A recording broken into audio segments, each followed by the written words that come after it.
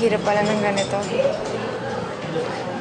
Pag nakakita mong nag-aaway yung mga magulang mo, tapos wala kang magawa para tulungan sila, para magkaayos sila. Eh, Celine, hindi mo naman kasi talaga mapo-force na magkabati agad-agad yung dalawa. I mean, syempre kailangan nila ng time to heal, diba?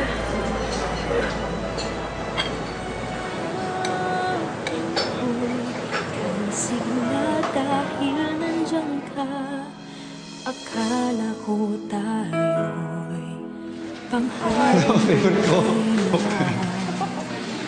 may saya sa aking labi. Thank you.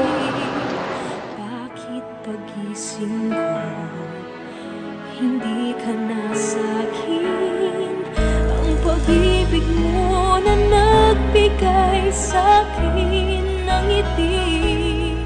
Ang pag-ibig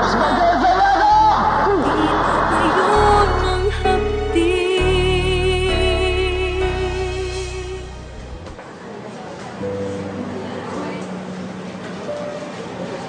Uy.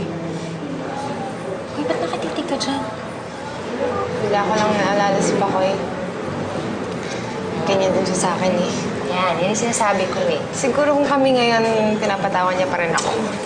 Masyado kasing pag-girl, Celine.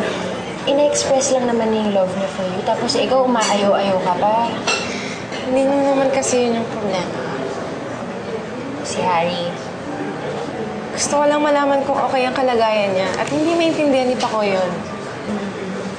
Okay, siguro ang pinakamaganda mong gawin is express mo yung love and care mo sa kanya.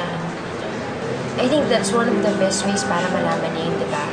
Siyempre, after all ng ginawa niya sa'yo, ngayon ka pa magmamatigas ng ganyan.